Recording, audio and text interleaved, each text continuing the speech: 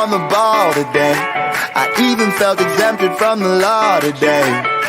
It's like this revelation dawned on me. It's so amazing, help support the cause. I get everyone involved. I feel like I'm on the ball today. I even felt exempted from the law today. It's like this revelation dawned on me. It's so amazing, help support the cause. I get everyone involved. Hello. Happy Wednesday. No, it is funny that we both kind of are dancing to it and the show starts. I am going to allow or give away a little secret. We are working on a new intro so that everybody can kind of get in and then hear the song. So we're kind of tweaking on this end. And I think by next week, we might have a little bit of a longer intro based on kind of creative and stuff like that. So there's a little sneak peek into the next step of the Daily Huddle. We take feedback from our community. We love when you're here. We love when you give us feedback of what you like, what you don't like. And then we decide what we like. And then we'll decide whether we put it into the show. Happy Wednesday. It's up to you. Sometimes we're just going to keep it the way we like it. Yeah. Or we just say tough shit. Exactly. Sometimes it's just our show.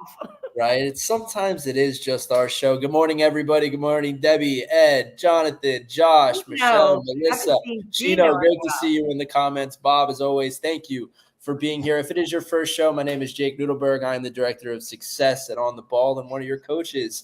And Lori Salarillo is the CEO of Junior Achievement. Good morning, Lori. Good morning, everybody. Good.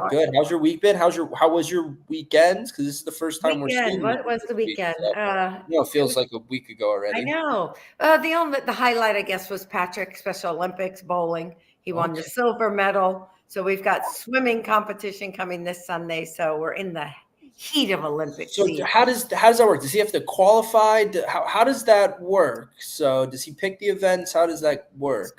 So he decides what sports he wants to compete in or to participate in. So he's bowling, swimming, skiing, and paddleboard, and was bocce. I'm not sure if he's doing bocce this year. So yes, he keeps us busy on the weekends. And then they practice all year. Like last night was swim practice.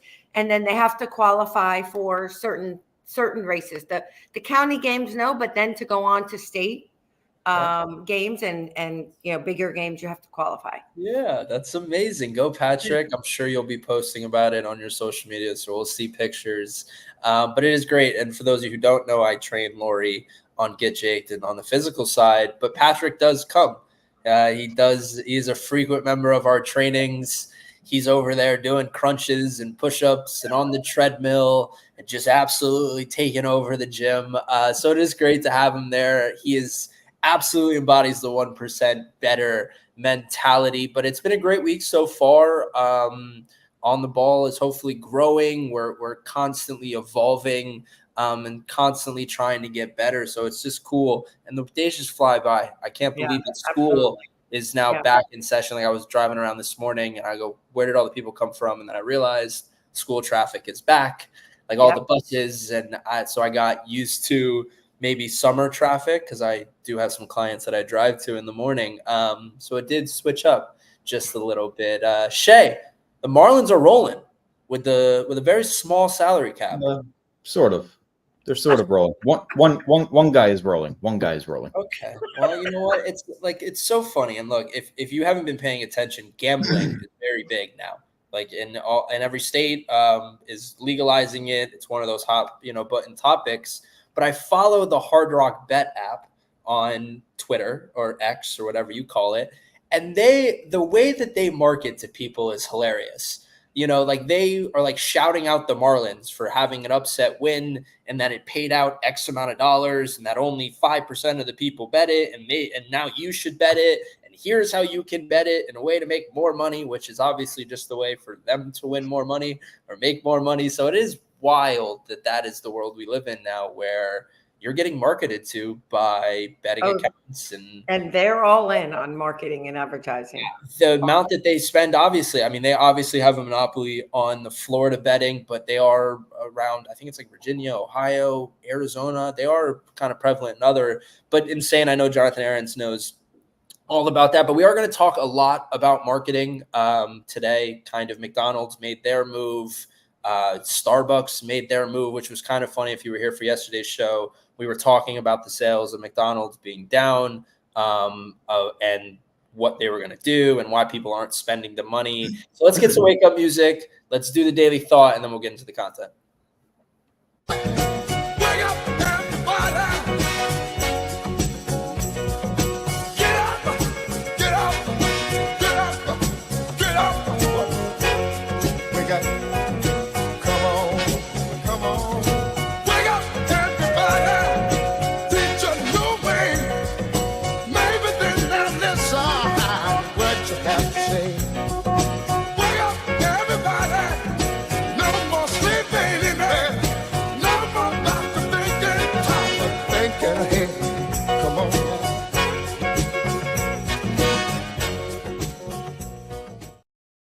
I do want to give a shout out to my father. My father was supposed to be sitting in this seat, and I do think it's an interesting lesson is you got to take care of the most important person in your life, and he is taking Helen's car to the shop. She had to go to work. She had a client in the morning, wasn't going to be able to do it, and so he rearranged his schedule because she is super important to him, and I do want to give him a shout out, and obviously helping out, we can all fill in, and so when important things, you and me were talking about it. That's why I kind of gave the shout out that there are some things that happen kind of that takes you away from work, or sometimes that there's no other time of the day to do it. Because I think you were talking about doctors and cars. There were just different things that you weren't able to be at work. And so sometimes you just have to do it because work will be there when you get back. So that's why I laugh when people say, oh, you're about balance. It's not about balance. It's what's the priority today. Right. Who needs me most? What's most important? So it fluctuates, right? Amen, Mackie. Amen, Mackie. And now my father is embodying that, which is good to see. And obviously we're happy to help. I really did like today's daily thought and affirmation that I found as school is back into session. Lori, will you do the honors? I love this. In school, you're taught a lesson and then given a test. In life, you're given a test that teaches you a lesson. Ooh, right. Boom. Love it. I think we talk about this all the time. You have life knowledge and then you have these book smarts, and without these lessons and without the struggles that you go through outside of the classroom, outside of the structure that is given to you when you're growing up, I think is where a lot of the growth is and where experience takes over. And so as someone who's been through a lot, like, where does it mean to you when you read that? Well, first of all, as someone who leads an organization, right, helping to prepare kids for the future, the problem is we are teaching them lessons for tests as opposed to applying those lessons, right, and connecting the real world. And that's what JA does. So that's why I love it so much. So I think it's really, really true. But I mean, life is all about lessons. I was talking with somebody yesterday, going back to Mark in my conversation about failure. I said to somebody, I'm going to fail a million more times. So I don't know what we were talking about. And I said, so if my board of directors thinks that I'm never going to mess up or fail again, hopefully it's not going to, put the organization into trouble, but I'm going to make mistakes. I'm going to make decisions that don't work out, but we tried. Right. So I think there's all kinds of lessons we learn. I think that's a really interesting segue to the conversation we're going to have today. I wish I would have told Shay to pull up Huddle headlines. Shay, can you find that music quickly? I know I'm putting you on the spot.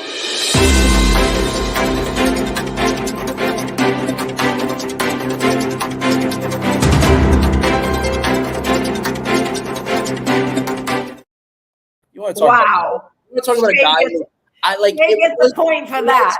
Me and Shay went through the rundown of the show. I did not mention that I was going to use Huddle headlines, and that guy is ready, and he's got a smirk under there, which is fantastic. He is absolutely making it happen always. But we were talking yesterday about McDonald's, and their sales are down, and how that they were going to activate a base that is no longer going to the restaurant. And so what did they announce yesterday? They announced adult Happy Meals are back. In 2022, adult Happy Meals proved to be hugely successful. So remember Boo Buckets, Teeny Beanies. McDonald's is banking on the nostalgia to bring back customers that have stayed away in recent months due to inflation and price hikes. The burger behemoth has introduced a new collector's meal that introduces one of 6 cups featuring Beanie Babies, Hello Kitty, and other nostalgic brands. They are betting on the fact that we remember going to McDonald's, or everyone remembers going to McDonald's to collect these collector's items. And the reason I wanted to put this on here is because somebody yesterday goes, we have to go to McDonald's. So why do we have to go to McDonald's? And they go, because of the collector's item. We have to go get the Happy Meal. And I said, no, we don't. Why? Like, but it proved to be hugely successful in 2022. And even Shay was like, yeah, I remember going to get the cups and the toys, and you had to get the right ones in the set. And then he mentioned the Monopoly. And so I think it's interesting that they're pulling on the nostalgic feeling while paying $11 for a Happy Meal, though. Like, Yeah. It's wild that that's the move, but I do think it's going to be successful based on what people are talking about. You know, it's funny, if you read the rest of that clip, it also talked about how they're doing something live, like an augmented activity on Snapchat. So what I think is interesting from an advertising marketing perspective, or right, biz dev, is they're combining the nostalgia with the today, right? The technology of the augmented reality activity. So I kind of like the idea that they're appealing to everyone, right, with the nostalgic and the new. So I don't know. I think it's a pretty good move. I would imagine that on Snapchat, I would imagine, like, you guys don't have Snapchat, and even most of my age group has kind of not, or maybe it's bypassed the use of Snapchat now, but the younger generation is still rampant on using it. Right. I was actually a big fan of it, but obviously people used it for millions of reasons. We won't go down that path, but I would imagine that that's their way of activating the younger audience still the same way, of doing it in two different ways that they believe the older generation or the older audience is still in the physical nature. They want something physical, whereas the younger generation is much more digital. And so I think that they're trying to appease both while doing that. And I do think that's an interesting marketing lesson, of that there has to be almost two different strategies.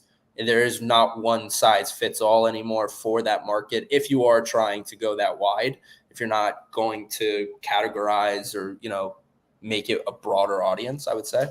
Listen, I was listening to something this morning on the news, political stuff, and they were interviewing one of the marketing campaign directors of one of the campaigns. I can't remember which one. And they were asking her, Donnie, I can't remember his last name, who was a competitor when I was at Ogilvy and Mather, right? A big advertising guy out in New York. And he was asking her about her strategy. And they said it's a combined strategy. There's two parallel strategies running at the same time. You have a big audience, a diverse audience. So you almost have to do that. So I think it's a great strategy. Yeah, and I'm sure people are, because I was reading the article about what happened in 2022, and that people were getting the toys and then reselling them on the secondary market to other people. Like, if you know anything about trading cards, like sports cards, like that industry is booming. I have a buddy who works, he makes more money than all of us. Like, honestly, he's buying houses while selling literally trading cards. So it is a wild marketplace for consumers and where people are spending their money. But on the other side, two other companies had some big announcements. Starbucks CEO stepped down or was relieved, or however he is getting replaced by the Chipotle CEO after his massive turnaround of Chipotle. And I love this because they put three values, I guess, or what he believes in leading a company. And he's taken Chipotle from a $6 billion in market cap to well over $60 billion. Obviously, Chipotle was super down after the E. coli and all of those things that had happened, and now they are booming again. But he talks about he's done it by focusing on these three things: craft compelling vision, building the right organizational structure around it, and holding everybody accountable to executing it. And so I want to kind of dive into those a little bit more, Lori, especially you as a CEO, of how those, do you agree with it? One, was that Patrick? That was Patrick. Yeah. I'm sure he'll pop over and say hello. He just wanted to get something. So I could not agree with those three things more. I mean, see, I talk about them. Hey, Patrick. All the time. Say good morning. Look who's there. A trainer. Good. Hey, Patrick. How are you? Tonight? Yeah. All right. He's in the gym tonight. The hair's looking good. Love you. I cannot agree That's just more. the best. You've got to have a plan. Number one, you don't know where you're going. You don't know what is the end goal. The team needs to know what they need to do to get there. So clear expectations, clear plan, clear I love compelling too.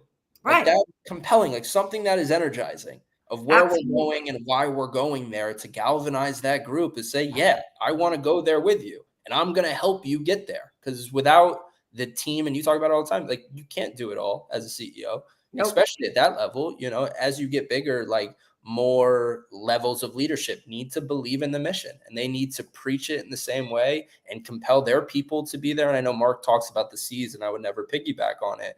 And I would mess it up probably if I did it too. But, you know, it's like complacent, compliant, or, you know, or whatever and compelled are like the three that he uses that are fantastic. But the second one was building the right organizational structure around it.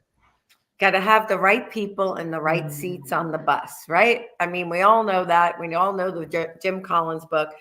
Look, you know, the bigger you get it, you know, if you're a small company of, you know, 2 to 5 people or whatever, yeah, you're going to do a lot of everything. And there's not a way to build a structure. I'll be right there, honey.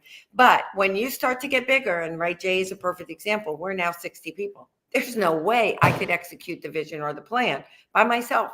I have to have the right people with the right skills, the right mindset.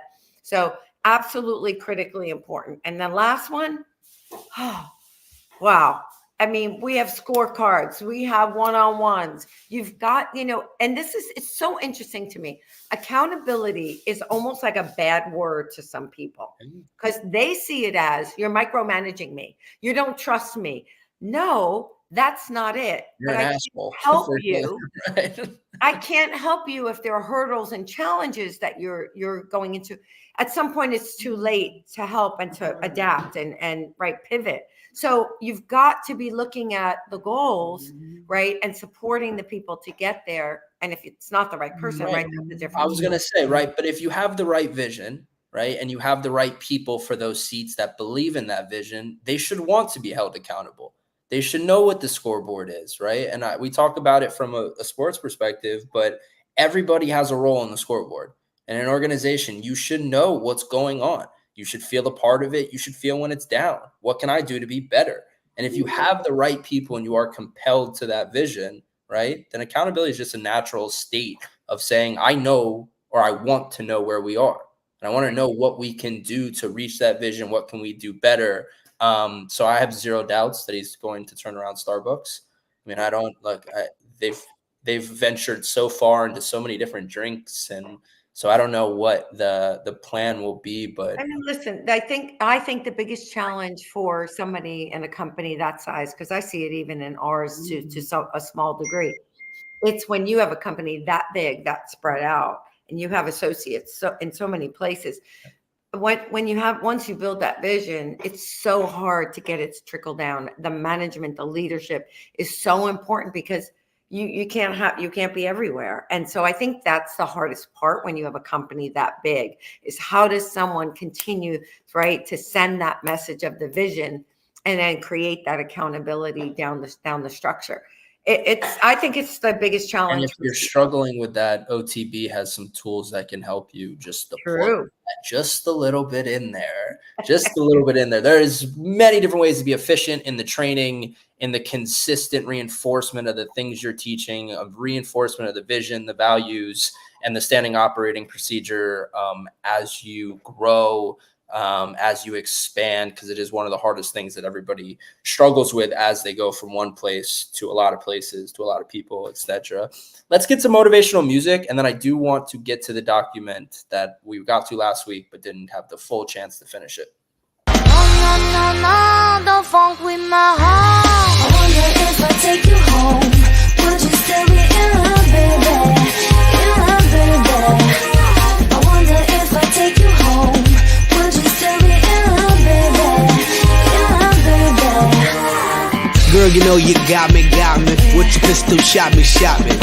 And I'm here helplessly, in love and nothing can't stop me. You can't stop me once I started, can't return me once you bought it. I'm coming, baby, don't doubt it. So let's be about it. No, don't funk with my heart. Baby, Baby, have some trust when I come with lustin'.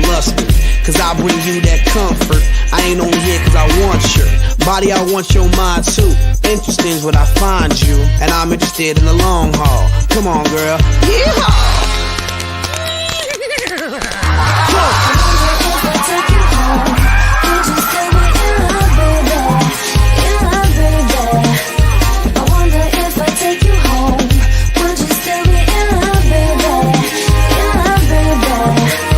Okay, ladies, time for the next contestant. It's Apple. Woo. So where else are you getting traveling Wilburys on a Tuesday and Black Eyed Peas on a Wednesday? They don't even do that on XM radio, so I think we're doing something right. But we pulled up this document, Sharpen the Axe in 5 Life Areas. We started talking about sharpening your relationships. I'm just going to go through the 5, and then we can kind of quickly go through them. The first one, sharpen your relationships, what we did last week. Number 2, sharpen your finances. Number 3, sharpen your health. Number 4, sharpen your time. And number 5, sharpen your skills. So let's start with sharpen your finances. I think a lot of us struggle here. I really do. I think a lot of us don't understand how to be efficient with our money, on ways to efficiently grow it, on spending on how to grow it, learning on how to grow it, having the right people managing it. And obviously, you have a lot more years in front of me of doing it. So what's your perspective on it? Yeah, I think first of all, I think the more money you make, sometimes I think, believe it or not, sometimes we do less of these things because first of all, we don't have the time to spend on it. Number 2, I don't remember the last time I did a budget. Yeah. Right, because when I was not making any money, I had to budget, right, because in order to make ends meet. Once you start to make more money, right, you don't feel that urgency of having to budget. I think getting people to help you is really important at some point, right, to make sure. But I agree with you. I don't think we spend enough time, and it's what we teach. Part of what we teach at JA, but I really like this, but it's like, make your money work for you. Number 1, cancel unused subscriptions. I can't tell you how many times I look back at my credit card bill and I'm like, oh, there goes $13 that I didn't need to spend. And then I do the math quickly of what that is times 12 and then times. But then the hassle, then finding the time to make the call to cancel the subscription. Do that, right? I love Apple because you can just hit that subscription button. I just canceled 3, and you can just literally, it's in one thing. Bang, bang, bang. I think there is apps that does that for you. For your email, will find every subscription you have and make it really easy to cancel. Number 2, automate your bills, savings, and investments. I love that. If you don't have online bank, or if you haven't, pretty much a lot of people vote online banking as the number 1 invention in the last 20 years or whatever, But I did like this budget with the 50-30-20 rule. 50% needs, 30% wants, 20% savings, which I think is not perfect, but it is a roadmap to follow. Yep. And whatever the percentage is or whatever the amount is, my advice, have it go straight to your savings. My direct deposit gets split, right? There's a certain amount that goes to savings every paycheck, and I don't even touch that. I know that what's left is that's how I budget, right? I know that what's left, what goes into my checking is what I can spend. And I don't usually spend all of it. I like to have some leeway, but I know that I put away what I wanted to put away first. Awesome. That's how I budget now. That's smart. And then listen, we're already at 8:21. I'm going to keep this as a little bit of a trickle. I'm going to keep it as a trickle. We've crossed off 2 now. We still have sharpen your health, sharpen your time, and sharpen your skills. I'm going to keep it as a trickle. Whenever we have time, I'm going to throw another one in there. Great show. Happy Wednesday to everybody. We got 3 days left. It is hump day. Shout out, the hump day commercial. If you're looking for a community to get 1% better, looking for sales training, get on the balls for you. If you're looking on how to train your people, maybe we should have a conversation. Join our newsletter, invite a friend to the Huddle. We're trying to grow this. It is free, so invite whoever you want. Sign up for Eat, Drink, Think, September 24th. Amazing things happening. Love to do it with all you guys. Thank you for joining us. Lori, thank you. Shay, thank you for running the board. Thank you. See you later. Let's get down to business. Bye. Please don't worry about me. I'm about to let my heart speak. friends keep telling me to leave this. So let's get down to business.